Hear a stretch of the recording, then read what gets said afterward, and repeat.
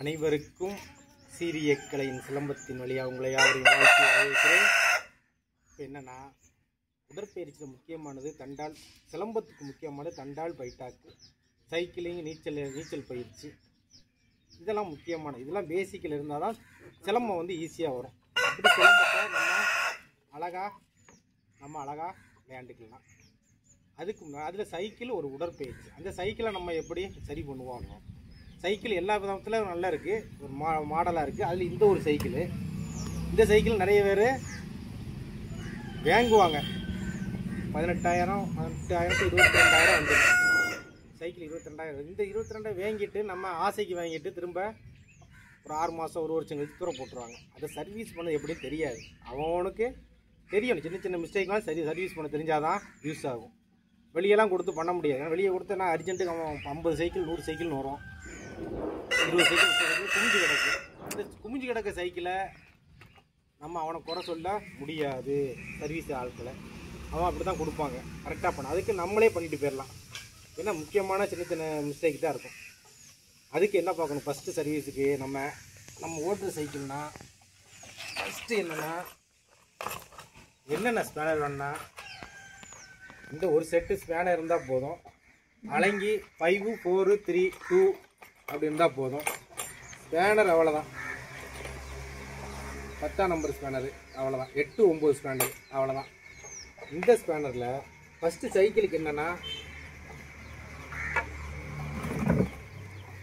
நம்ம சர்வீஸுக்கு முன்னாடி சுற்றி பார்த்தோம்னா, ரிவர்ஸில் சுற்றினோம்னா இது வந்து ஆடக்கூடாது, கடகடன்னு ஆடக்கூடாது.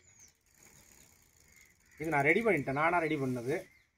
நம்மளாம் மெயின்டைன் பண்ணிக்கணும், அவ்வளோதான். இப்படி சுற்றி விட்டோம்னா ரிவர்ஸை சுற்றணும், எதுவுமே சேக் ஆகக்கூடாது. இது ஒன்று. அதுக்கு என்ன பண்ணணும்? செயினை க்ளீன் பண்ணணும். பெட்ரோல் ஊற்றி க்ளீன் பண்ணிவிட்டு, செயினை க்ளீன் பண்ணிவிட்டு ஆயில் போடணும். அதுக்கு ஆயில் என்ன ஆயில் வாங்கிக்கணும்னா, பொதுவான ஆயில் எல்லாத்துக்கும், புல்லட் செயின், எக்ஸலுக்கு எல்லாத்துக்குமே கியர் ஆயில் வாங்கி வச்சுருக்கேன். இது திருநெல்வேலி எங்கே கிடைக்குன்னா, சென்ட்ரல் தியேட்டர் பக்கத்தில் ஆட்டோமொபைல் ஷாப்பில் கிடைக்கி. நான் அப்படி தான் வாங்கியிருக்கேன். நீங்கள் வேணால் வாங்கிக்கோங்க. எல்லாத்துக்கும் பொதுவானது, நல்லா பிசுக்கு நல்லா இருக்கும். நம்ம எல்லாத்துக்குமே, இந்த செயினுக்குன்னு எல்லாத்துக்குமே மல்டி பர்பஸ் யூஸுக்கு யூஸ் பண்ணிக்கலாம். ஒரே செயின் தான் எல்லாத்துக்கும், ஒரே ஆயில் தான் எல்லாத்துக்கும், எல்லா யூஸுக்கும். நம்ம கியருக்கு எல்லாத்துக்கும் போட்டுக்கலாம். இன்ஜின் ஆயில் ஊற்றக்கூடாது, பொதுவாக வெளி யூஸுக்கு. செயின் ஸ்ப்ரே அடிக்கப்போது நான் இதை யூஸ் பண்ணிக்கிடுவேன். சரி, இப்போ என்னென்னா, முத என்ன பார்க்கணும்? இப்படி சுற்றி பார்த்தோம்னா ஃப்ரீயாக சுற்றுதான்னு பார்க்கணும். சுற்றலையா? அதுக்கு என்ன பண்ணணும்? அது உங்களுக்கு தெரியும். அதை ஃபஸ்ட்டு முன்னாடி ஈஸியாக சொல்லிட்டு போயிருந்தேன். இதை ஃபுல்லாக செயினகம் க்ளீன் பண்ணுங்கள், இந்த இதெல்லாம் க்ளீன் பண்ணுங்கள். செயினையும் க்ளீன் பண்ணிவிட்டு பார்த்தீங்கன்னா, இப்படி சுற்றுறீங்கன்னா ஃப்ரீயாக இருக்கணும். இந்த செயின் வந்து பின்னாடியே வரக்கூடாது, இது வந்து ஆடக்கூடாது. அந்தளவுக்கு நம்ம செயினை க்ளீன் பண்ணிக்கிடணும். அதுக்கு பிறகு பெடலை நம்ம மிதிக்கிறதுக்கு லாங்கு 10 கிலோமீட்டர் 15 கிலோமீட்டர்லாம் மிதிப்போம். அப்போ என்ன செய்யணும்? இந்த பெடலுக்கு ஆயில் கண்டிப்பாக விடணும். இதை விட்டுட்டு, இதை பிடிங்கிட்டு இதில் ஆயில் விட்டால் போதும். இதில் இந்த இடத்துல கேப்பில் விட்டுட்டு இதை மூடிக்கலாம். க்ளீன் பண்ணோம்னா போதும். இது 2வது வேலை. இதெல்லாம் பேசிக்கானது. 3வது பிரேக்கே பார்க்கணும். இந்த பிரேக்கு தான். பிரேக் லெவலில் பார்த்தீங்கன்னா, பிரேக் கண்டிப்பாக தேஞ்சிருக்கும். ஒன் சைடு தேஞ்சிருக்கும், ஒன் சைடு. பிரேக் வந்து பிடிச்சோம்னா எது ஒன் சைடு தான் மூவிங் ஆகும். அதனால் ஒன் சைடு தான் பிரேக் தேயும். அப்போ பிரேக் அப்பப்போ அட்ஜஸ்ட் பண்ணாலே நம்ம ஒர்க் அவுட் பண்ணுவதுக்கு யூஸ் ஆகும். நம்ம 20 கிலோமீட்டர் 15 கிலோமீட்டர் மிதிக்கும் போது இந்த பிரேக் அடிக்கடி பிடிப்போம். அதனால் இந்த பிரேக்கை ஒன் சைடு தேயும். அதனால் ஒன் சைடு அட்ஜஸ்ட் பண்ணி நம்ம ரெடி பண்ணிக்கணும். அதே மாதிரி ஃப்ரண்ட் பிரேக் அதே தான். ஃப்ரண்ட் பிரேக் தான் அதிகமாக தேயும். ஃப்ரண்ட் பிரேக்கில் 3 ட்ரிப் மாற்றியாச்சு. இதில் இப்போ டேமேஜில் இருக்குது, நம்ம திரும்ப மாற்றணும். இதை நான் தனியாக சொல்லித்தரேன், இப்போதைக்கு வேண்டாம். இதை டிஸ்கை அடிக்கடி டைட் வைக்கணும். வாரம் இந்த ஸ்க்ரூ போட்டு, M4 ஸ்க்ரூ இருக்கும், அலங்கி போட்டு ஃபுல்லாக செக் பண்ணிடணும். செக் பண்ணால் கரெக்டாக. இது M5 ஸ்க்ரூ. M5 அலங்கி போட்டோம்னா செக் பண்ணிடலாம். இந்த ஸ்க்ரூவை கரெக்டாக அட்ஜஸ்ட் பண்ணி அப்பப்போ வாரம் ஒரு ட்ரிப் அட்ஜஸ்ட் பண்ணிங்கன்னா அது வந்து பிரேக் வந்து பிரச்சனை இருக்காது. அதுவும் மழை பெஞ்சால் இது ஒன்று, இது நம்மளே பார்க்குறது. இது க்ளீன் பண்ணிவிட்டு 2 சொட்டு ஆயில் விட்டோம்னா, இந்த இடத்துல ஆயில் விட்டோம்னா அது வாட்டில் ஃப்ரீயாக இருக்கும். அதுக்கப்புறம் மூடி வச்சுக்கணும். இது ஒரு மெத்தடு. அவ்வளோ. கியர், இந்த கியர் ஷிஃப்ட்டு இதில் இருக்குல்ல, அந்த கியர் ஷிஃப்ட்டை க்ளீனாக வச்சுக்கணும். நம்ம இதை க்ளீனாக வச்சிட்டோம்னா நம்ம எப்போவுமே தொடச்சி பக்காவாக வச்சிட்டோம்னா இந்த ஸ்க்ரூலாம் எந்த லெவலில் இருக்குன்ட்டு கண்டுபிடிச்சிக்கலாம். இந்த ஸ்க்ரூலாம் எந்த லூஸாக இருக்கா டைட்டாக இருக்கான்னு பார்த்துக்கிடணும். இது ஒரு மெத்தடு. அதுக்கடுத்து டயர் கண்டிப்பாக பார்த்துக்கணும். அது நமக்கு தெரியும். அதுக்கு அடுத்து மெயினானது இதுதான். பேக் அடிச்சாச்சு, பேக் ஃப்ரண்ட் பார்த்தாச்சு.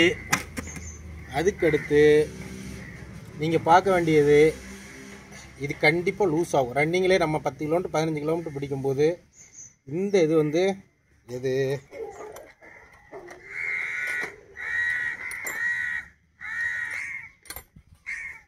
இந்த இடம் லூஸ் ஆகும், இது லூஸ் ஆகும். ஆமாம், இந்த இடம் லூஸ் ஆகி வெளியே வந்துடும். அதுக்கு பிறகு இந்த இடம் லூஸ் ஆகும். இது ரெண்டுமே லூஸ் ஆகும். இதை அப்பப்போ செக் பண்ணிடணும். M5 ஸ்க்ரூ அதே மாதிரி இது ரெண்டும் அட்ஜஸ்ட் பண்ணு. செயின் வந்து லெவலை அட்ஜஸ்ட் பண்ணுறது கை லோன் இருக்கும். இதை நம்ம அட்ஜஸ்ட் பண்ணி நம்மளாக அட்ஜஸ்ட் பண்ணி செட் பண்ணிக்கிடணும். அதே மாதிரி இது அடிக்கடி டேமேஜ் ஆகிரும். இது டேமேஜ் விட்டுட்டோம்னா டேமேஜ் ஆகிட்டு இப்போ ஆகிருக்கு. இப்போ அட்ஜஸ்ட் பண்ணி வேறு ஸ்க்ரூ போட்டிருக்கு. இதுதான் இந்த செயினோட டெம்பர் வந்து அட்ஜஸ்ட் பண்ணுறது. இப்போ வேறு ஸ்க்ரூ போட்டிருக்கு. இதை நீங்கள் கண்டிப்பாக பார்க்கணும். இதை அட்ஜஸ்ட் பண்ணணும். இந்த 2 ஸ்க்ரூவையும் அட்ஜஸ்ட் பண்ணால் இந்த top bottom, high speed low speed, high low, இது 2 அட்ஜஸ்ட் பண்ணி செட் பண்ணி அதுக்குள்ளே கியர் வந்து நிற்கும். இதை பார்த்துக்கிடணும். ஃபோக்கஸ் கண்டிப்பாக துடைக்கணும். வீலு டயரை வந்து கரெக்டாக இந்த வண்டிக்கு டயரை மாற்றிடணும். கண்டிப்பாக பட்டன் போயிட்டுனா மாற்றிடணும். அது ஒன்று. அது பிறகு சுத்தமாக துடைச்சிருக்கணும். அப்போ தான் கியர் வந்து சேஞ்சு கிடைக்கும், நல்லா கிடைக்கும். இவ்வளோ தான் மெத்தேடு. அதே மாதிரி இது வந்து பிரேக் வந்து கண்டிப்பாக அந்த பேடை பேடு கிடைச்சா மாற்றிக்கோங்க. பேடு கிடைக்கல டோட்டலாக செட்டப் மாற்றிக்கோங்க. இது ஈஸியாக 5mm ஸ்க்ரூ போட்டு கலத்திட்டு ஆட்டோமேட்டிக்காக தூக்கி மாட்டிக்கலாம். இது 180 160 நினைக்கிறேன். கிடைக்கலையா அந்த டாப் லெவலில் மட்டும் கழட்டிட்டு 180க்குள்ளதே போட்டு இந்த கிளாம்பை போட்டு மாட்டிங்கன்னா ஃப்ரெண்டுக்கு 160க்கு யூஸ் பண்ணிக்கிடலாம்.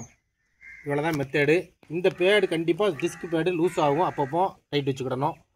இந்த இது 5mm ஸ்க்ரூ போட்டு டைட் வச்சிடணும். மெயினாக பார்க்குறது இதெல்லாம் பார்த்தீங்கன்னா இது அப்படித்தான். இதை அட்ஜஸ்ட் பண்ணி டைட் வச்சுக்கணும். இதே அட்ஜஸ்ட் பண்ணி டைட் வச்சுருக்கு. நமக்கே தெரியும். இப்படி பிடிச்சிட்டு சுற்றி பார்த்துட்டு பிரேக் அடித்தோம்னா இது வந்து டிஸ்க்கு வந்து லைட்டாக வளையக்கூடாது. கரெக்டாக வந்து லாக் ஆகி நிற்கணும். இது கேப் இருக்கணும், மைனூட்டாக கேப் இருக்கணும். ஒரு 10 மைக்ரானில் நிற்கிற மாதிரி இருக்கணும். இந்த சைடு கேப் இருக்கணும். பிடிக்கும்போது இதை பிரேக் அடிக்கும்போது இது இந்த சைடு வளையக்கூடாது, ஒன் சைடு வளையக்கூடாது. கரெக்டாக அந்த பிடிக்கும். அந்தளவுக்கு நம்ம அட்ஜஸ்ட் பண்ணி டைட் வச்சிட்டோம்னா நம்ம ரன்னிங்கில் போகும்போது ப்ராக்டிஸ் பண்ணும்போது நமக்கு எந்த பிரச்சனையும் வராது. அதே மாதிரி செயினை சுத்தமாக வச்சுக்கணும். செயின் இந்த டிஸ்க்கு எல்லாம் துடைச்சி பார்க்கணும். எவ்வளோ ஹீட் ஆகுதா இல்லையா வளையுதா இது பார்த்துட்டு நம்ம கொண்டு வந்துக்கலாம். அவ்வளோ, வேறு ஒன்றும் கிடையாது. இதெல்லாம் நான் ரெடி பண்ணியாச்சு. நம்மளே ரெடி பண்ணிக்கலாம். இதெல்லாம் அதுக்குமே தேவையில்லை. அதே மாதிரி இதை செயின் விழலையா, செயின் இறங்க மாட்டேங்க ஏற மாட்டேங்கன்னா இந்த சைடு ஏற மாட்டேங்கன்னா கியருக்கு இதை டைட்டு வச்சிங்கன்னா ஏறிடும்.